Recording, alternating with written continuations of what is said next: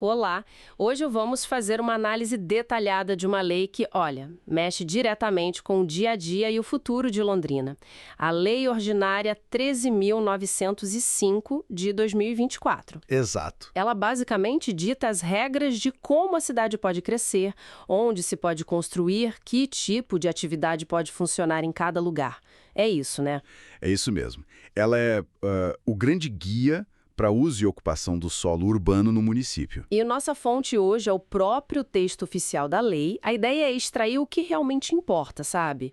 Entender os objetivos por trás das regras e como isso pode impactar a vida na cidade. Perfeito. É fundamental entender a lógica por trás desses parâmetros. Vamos descobrir juntos os pontos-chave dessa legislação, que funciona como um grande manual de instruções para o desenvolvimento urbano de Londrina. Preparados? Então, vamos lá mergulhar nesses detalhes. Vamos lá. Para começar, toda lei tem seus objetivos declarados, certo? O que essa lei diz que quer alcançar para Londrina? Quais são as grandes metas? Olha, basicamente, os objetivos listados lá no artigo 3º apontam para uma cidade com mais moradia digna, aproveitando melhor a infraestrutura que já existe, tipo, sem precisar expandir tanto. Ah, interessante isso. Busca também estimular a economia local, sabe, criando centros de bairro mais fortes e fazendo com que diferentes usos, morar, trabalhar, comprar, convivam melhor no mesmo espaço. Essa ideia de convivência e de reduzir deslocamentos parece um foco em qualidade de vida e talvez até sustentabilidade, não? Exatamente. Há uma menção clara a elevar a qualidade dos espaços urbanos, preservando o ambiente e a cultura local. E também facilitar a participação das pessoas nas decisões sobre a cidade, tornando as regras mais acessíveis, mais fáceis de entender e aplicar. Entendi. E esse mesmo dos objetivos, o artigo 2º já deixa bem claro. Essa lei não é uma sugestão, viu? Ela é para ser seguida à risca em tudo que envolve construção, licença para negócios, projetos urbanos, loteamentos. Ou seja, a intenção é que ela realmente saia do papel, né? Que ela molde as decisões da prefeitura em várias frentes diferentes. Sim, a ambição é grande. A lei tenta se amarrar a diversos processos administrativos para garantir que suas diretrizes sejam aplicadas de forma consistente na gestão da cidade. O desafio, claro, como sempre, é fazer isso funcionar na prática, né? Com certeza. E para funcionar, imagino que precise definir muito bem os termos do jogo. O artigo 4º, pelo que vi, traz um monte de definições técnicas. Tem alguma que seja, assim, crucial para a gente entender o resto? Ah, tem sim. Várias são importantes, mas eu destacaria talvez 2 ou 3 que são a chave para entender como a lei tenta organizar a cidade. Por exemplo, compatibilidade. Parece simples, né? Mas é o X da questão. Hum. Como fazer com que atividades diferentes convivam lado a lado sem gerar conflito? A lei define isso considerando localização, acesso, tráfego, barulho, poluição, risco. É bem abrangente. Incômodo, imagino que esteja ligado diretamente a isso, né? É quase a mesma coisa. Diretamente ligado, mas não é a mesma coisa. Incômodo é, digamos, o resultado negativo dessa falta de compatibilidade. É qualquer efeito ruim que uma atividade causa. Barulho, vibração, fumaça, cheiro, tráfego excessivo. É o critério que a prefeitura vai usar para dizer se algo pode ou não funcionar em determinado lugar, ou que medidas precisa tomar para não atrapalhar os vizinhos. Entendi. Outra definição central é densidade demográfica. A lei mede quanta gente mora por hectare, classificando em baixa, média e alta. Isso guia onde se pode construir mais ou menos prédios, por exemplo. É um controle fundamental. E essas definições, compatibilidade, incômodo, densidade, são usadas para classificar os usos do solo, certo? Como a lei divide a cidade nesse sentido, onde pode o quê? Correto. A lei basicamente divide o território em 2 grandes áreas. O perímetro urbano, que é a cidade mais consolidada, digamos assim, e as áreas de expansão urbana, para onde a cidade pode crescer. Ok. Dentro do perímetro urbano, os usos principais são residencial, R, que é moradia, não residencial, C3 para comércio e serviços, IND para indústria, e misto, M, onde os dois se misturam. E na expansão? Muda muito. Grupo pecuário, AGE, e umas atividades econômicas específicas para essas áreas de expansão, AEX. E, claro, também tem residencial e misto. E dentro dessas categorias grandes, residencial, não residencial, há mais divisões, porque, né, morar numa casa é diferente de morar num prédio enorme. Sim, sim. A lei detalha bastante. O uso residencial, por exemplo, que está no artigo 11, se divide em unifamiliar, UB, que são as casas, multifamiliar vertical, RMV, os prédios, e multifamiliar em condomínio, RMC. RMC seriam aqueles condomínios fechados, horizontais, geralmente. Exato. E para esses RMCs, aliás, o artigo 12 traz regras específicas, tipo largura mínima da pista interna de 6 metros, calçada de 1,5 metro, comprimento máximo da via de 125 metros, detalhes para garantir uma circulação mínima lá dentro. Entendi. E o uso misto, como funciona na prática? Pode ter qualquer coisa junto com moradia? Então, o artigo 13 permite ter comércio ou serviço no mesmo lote da moradia, mas com um limite importante. O uso não residencial não pode passar de 50% da área construída total. A ideia é incentivar aquela lojinha ou escritório perto de casa, sabe? Mas sem descaracterizar completamente a área como residencial. Faz sentido para manter um equilíbrio. E o uso não residencial, que inclui comércio, serviços e indústria. Como a lei lida com a variedade enorme de negócios que existem? Uma padaria é diferente de uma metalúrgica, né? Com certeza. Ela cria subcategorias, principalmente baseadas no potencial de incômodo ou risco que falamos antes. No comércio e serviços, CS, lá no artigo 15, vai desde atividades bem tranquilas, tipo um escritório pequeno, CSA, até outras que geram muito tráfego ou barulho, CSF, que exigem locais específicos e, às vezes, medidas como isolamento acústico. Tem até um parágrafo único falando disso. E com a indústria, IND, no artigo 16. A lógica é a mesma. Parecida. Vai de IND A, com menor potencial poluidor, tipo uma pequena confecção, até a IND D, que são as mais problemáticas, com maior potencial poluidor ou de risco, e que são consideradas incompatíveis com o uso residencial. Essas só podem em zonas industriais bem específicas. Existem até regras especiais para indústrias de pequeno porte, IPP, e para localização em faixas de transição, que são aquelas áreas de amortecimento entre zonas industriais e residenciais para evitar conflito direto. Entendi. Então a lógica não é só separar casa de trabalho, mas sim organizar os diferentes tipos de trabalho de acordo com o impacto que eles causam, tentando fazer a cidade funcionar de forma mais harmônica. É isso? Exatamente. Se a gente conectar isso ao quadro geral, essa classificação detalhada é a ferramenta principal para o zoneamento funcionar bem.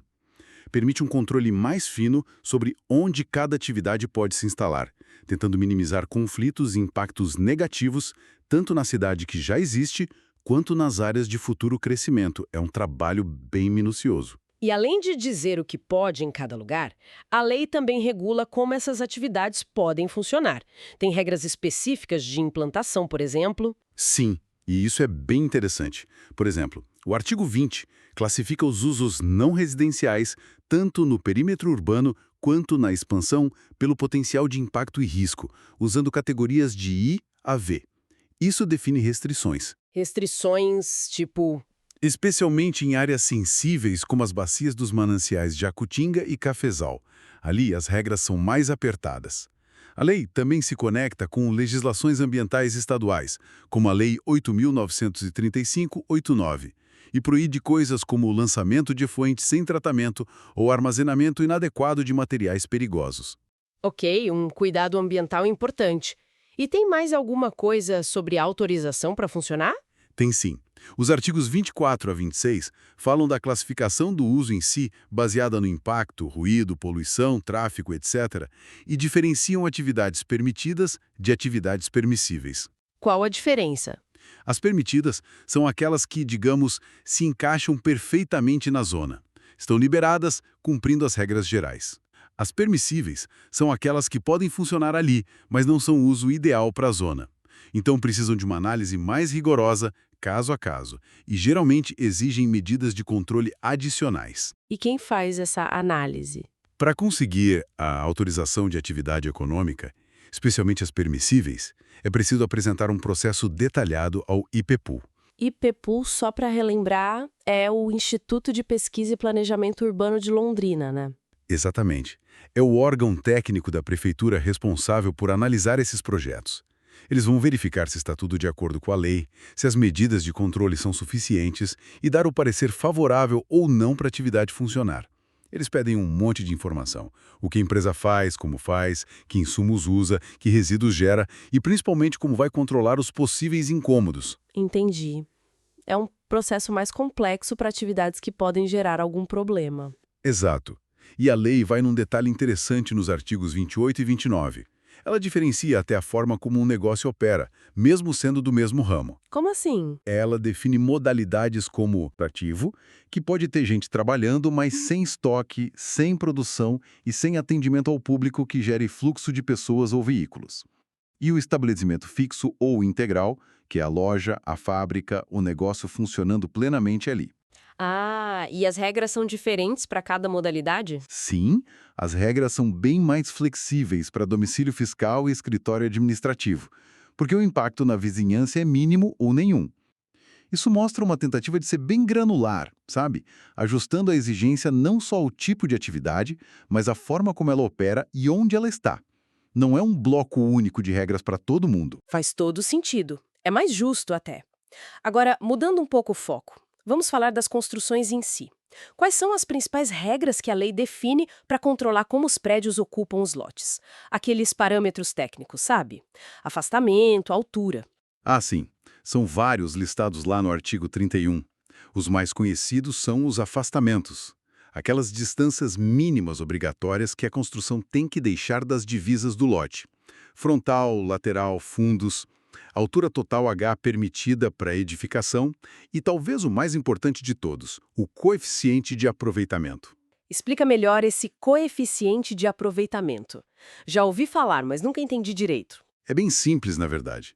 É a relação entre a área total que você pode construir e a área do seu lote. Por exemplo, se o coeficiente básico da zona é 2 e seu lote tem 500 metros quadrados, você pode construir até 1.000 metros quadrados de área total, somando todos os andares do prédio. Ah, tá. Então é ele que limita o tamanho total do prédio, a densidade. Exatamente.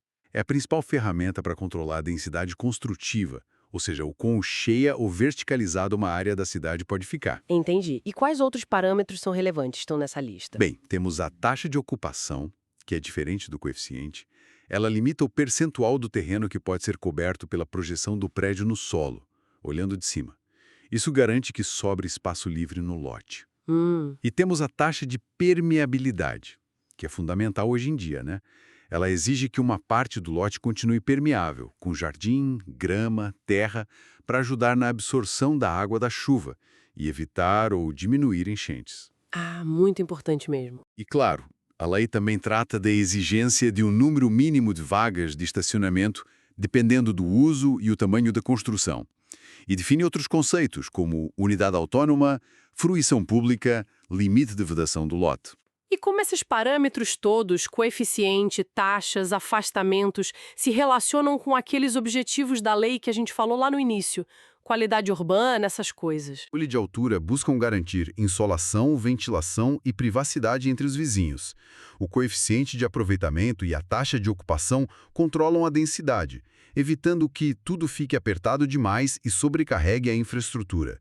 A taxa de permeabilidade tem um papel ambiental claro, ajudando na gestão das águas pluviais. As vagas de estacionamento tentam lidar com o impacto no trânsito. Todos esses parâmetros, em teoria, buscam concretizar aquela qualidade urbana mencionada nos objetivos do artigo 3º. A lei entra em muitos detalhes de cálculo para isso tudo, ou só define os conceitos? Entra, sim, bastante. O artigo 36, por exemplo, define quais áreas são consideradas não computáveis para o cálculo do coeficiente de aproveitamento. Geralmente, áreas de circulação vertical, como escadas e elevadores, vagas de garagem até um certo limite, áreas técnicas. Isso não entra na conta, o que é um incentivo para que sejam bem projetadas sem gastar potencial construtivo. Entendi. E os afastamentos, tem regra de cálculo também? Tem, o artigo 40 traz até fórmulas que relacionam a altura da edificação H com os recuos mínimos exigidos, frontal, lateral, fundos. A lógica geral é, quanto mais alto o prédio, maior tem que ser o afastamento das divisas, para garantir luz e ar para os vizinhos. Tem regras especiais para esquinas, para subsolos, é bem técnico. Nossa, parece bem detalhado mesmo. E sobre aqueles conceitos mais recentes que a gente ouve falar, tipo fachada ativa ou fruição pública, a Lei de Londrina já incorporou isso? Incorporou, sim. A fachada ativa está nos artigos 52 e 53.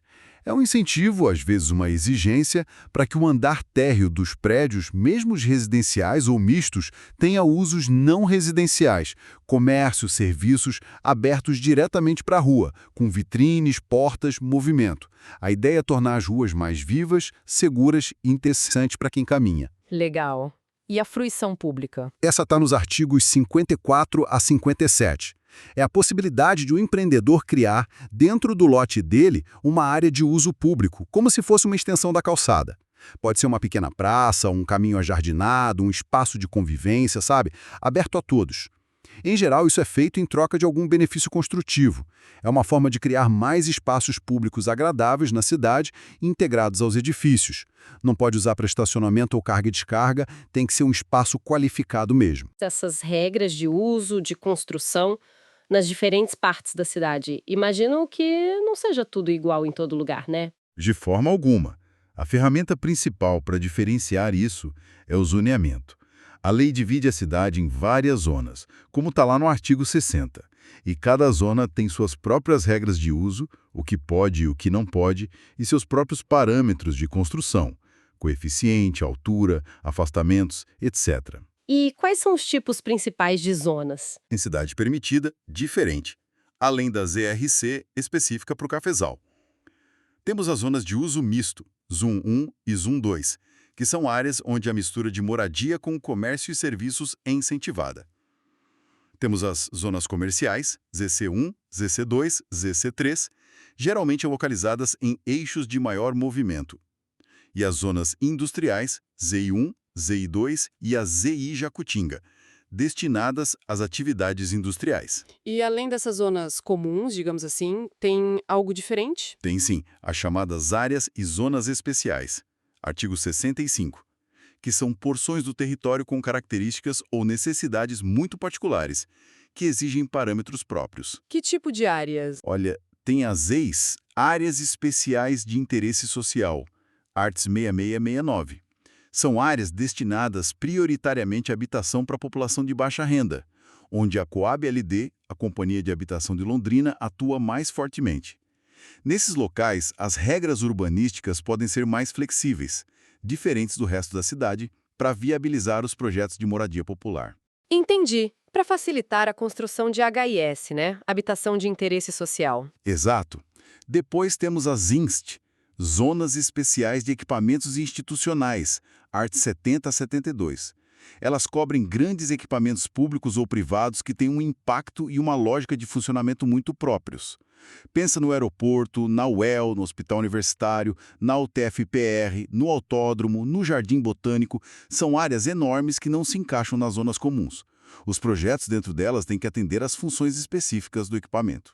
Faz sentido? E tem mais alguma zona especial? Sim, e muito importante, as EICs, Zonas Especiais de Interesse Cultural, artigos 73 a 80.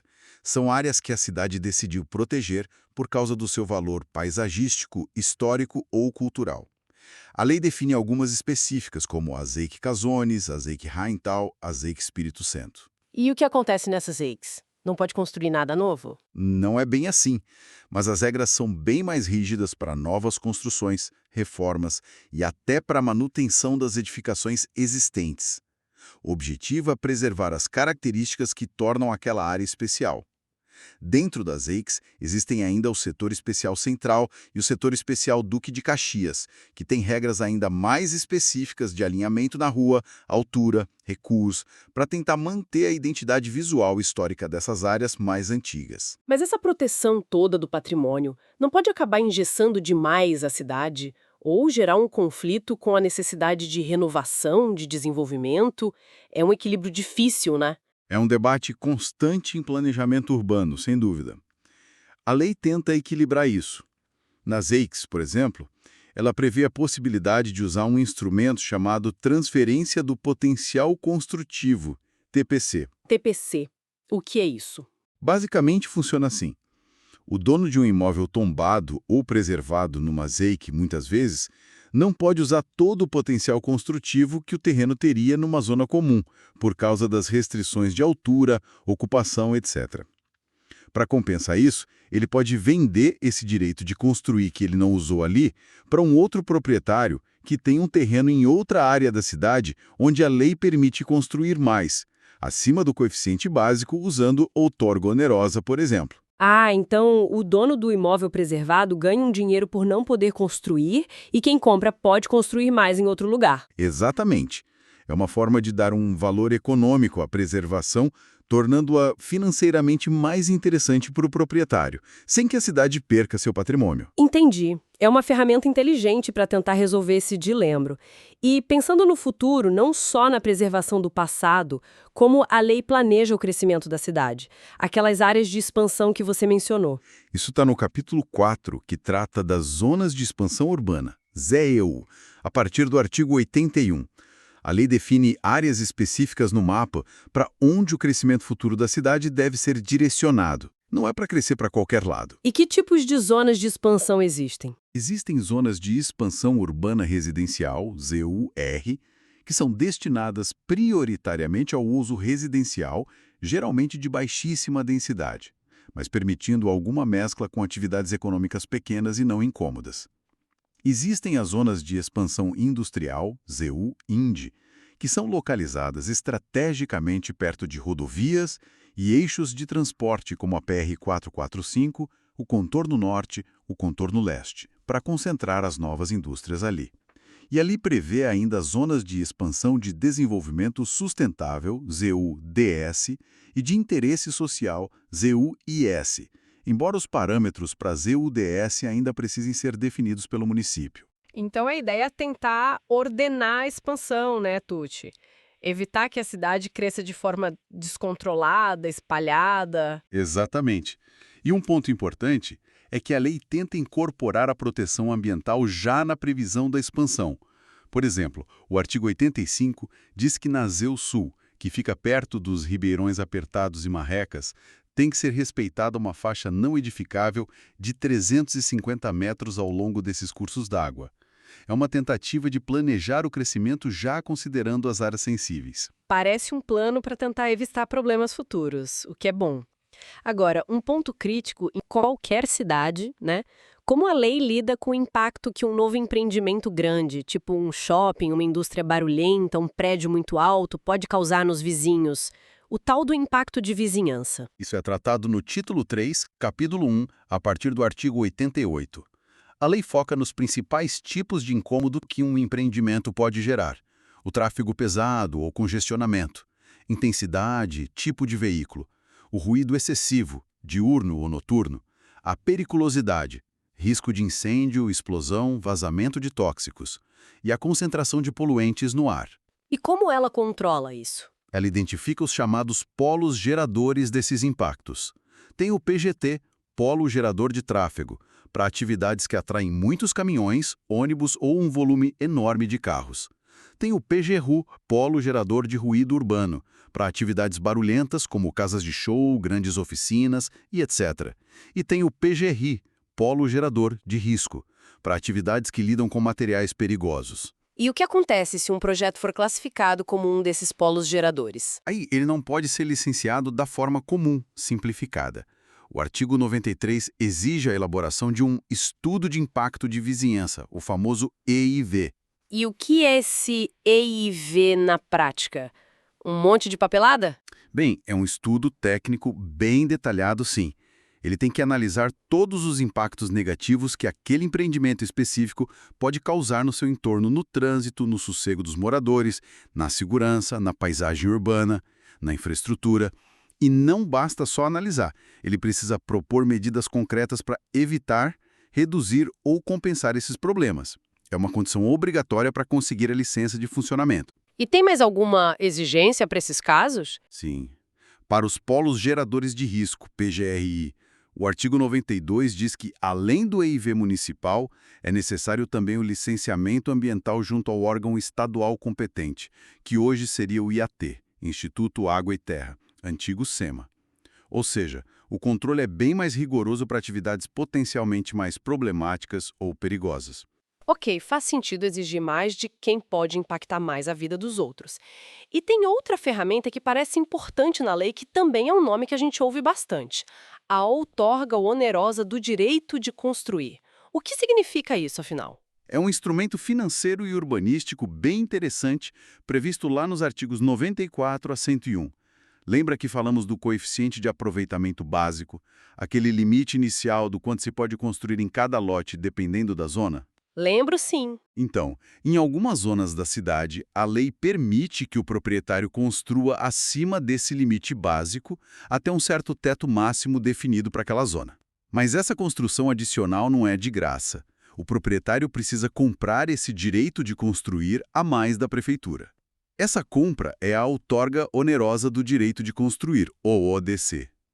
Comprar o direito de construir mais. Como funciona esse cálculo? Quanto custa? Tem uma fórmula específica no artigo 96. Basicamente, o valor da contrapartida financeira, CF, depende da área adicional que se quer construir, ATC, do coeficiente de aproveitamento básico da zona, KA, e de um valor de referência, VR, que é calculado com base no CUB, custo unitário básico da construção, e em outros índices relacionados ao valor do terreno naquela localização. Entendi a lógica geral. Quanto mais se quer construir além do básico e quanto mais valorizada for a área, mais caro fica para comprar esse potencial adicional. Exatamente. É uma forma de o poder público capturar parte da valorização imobiliária gerada pela própria lei ao permitir construir mais em certas áreas. E o dinheiro arrecadado com essa outorga onerosa vai para onde? Entra no Caixa Geral da Prefeitura para pagar qualquer coisa? Não. E esse é um ponto crucial definido nos artigos 100 e 101. Todo o dinheiro arrecadado com a ODC tem que ir obrigatoriamente para um fundo específico, o Fundo Municipal de Desenvolvimento Urbano. Ah, um fundo carimbado? Isso. E esse dinheiro do FMDU só pode ser usado para fins específicos, todos eles ligados à melhoria da própria cidade e à promoção de um desenvolvimento mais justo. A lista inclui coisas como regularização fundiária de assentamentos precários, execução de programas de habitação de interesse social, constituição de reserva fundiária para projetos futuros, ordenamento e direcionamento da expansão urbana, implantação de equipamentos urbanos e comunitários, criação de espaços públicos, áreas verdes, unidades de conservação ambiental e proteção do patrimônio histórico e cultural. Então, a ideia é que o próprio desenvolvimento imobiliário, que se beneficia da possibilidade de construir mais, ajude a financiar melhorias urbanas e sociais que beneficiem a coletividade. Exatamente essa é a lógica por trás do instrumento. É uma forma de tentar um ciclo virtuoso. A cidade permite adensar onde há infraestrutura, captura parte da valorização gerada por isso e reinveste esses recursos na qualificação da cidade como um todo, especialmente em áreas mais carentes ou em projetos de interesse público. Claro, sempre existe o debate sobre se a fórmula de cálculo é justa, se isso não encarece demais a construção ou, principalmente, se o dinheiro do fundo será de fato bem aplicado nos fins previstos. É uma preocupação válida, a da gestão do fundo, mas o conceito em si é interessante. Para a gente ir fechando nossa conversa, o que mais se destaca nas disposições finais e transitórias da lei? Tem alguma regra de transição importante para quem já tinha um imóvel ou um negócio antes dela? Tem sim, um ponto-chave é como a lei lida com os chamados usos desconformes, lá no artigo 116. São aquelas construções ou atividades que já existiam antes da nova lei e eram permitidas pelas regras antigas, mas que agora, com um novo zoneamento, ficaram fora do padrão da zona onde estão localizadas. E o que acontece com eles? Tem que fechar ou demolir? Não necessariamente. A lei geralmente adota uma abordagem de direitos adquiridos com limitações. Ela permite que esses usos desconformes continuem funcionando, se estavam regulares, claro, mas geralmente com restrições. Por exemplo, não podem normalmente ampliar a área construída ou a atividade.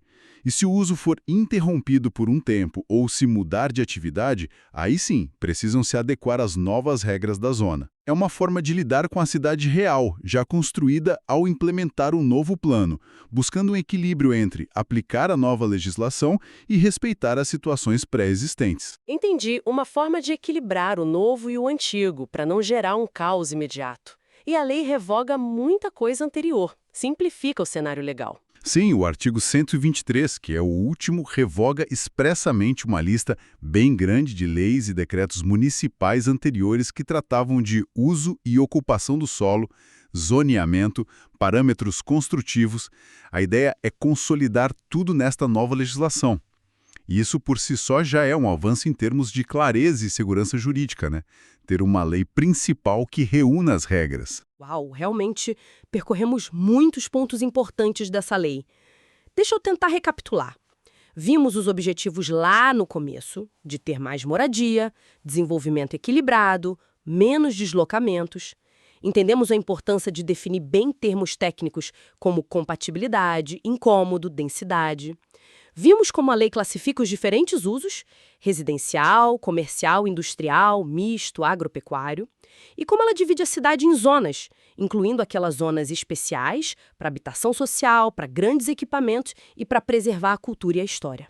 Isso. E, por fim, analisamos instrumentos de gestão importantes como o estudo de impacto de vizinhança para controlar os grandes empreendimentos e a outorga onerosa do direito de construir, como forma de financiar melhorias urbanas. Fica muito claro que é uma lei complexa, cheia de detalhes técnicos, tentando ser o grande guia para o futuro urbano de Londrina. Sem dúvida alguma. É um esforço notável de planejamento, de tentar colocar no papel uma visão de cidade.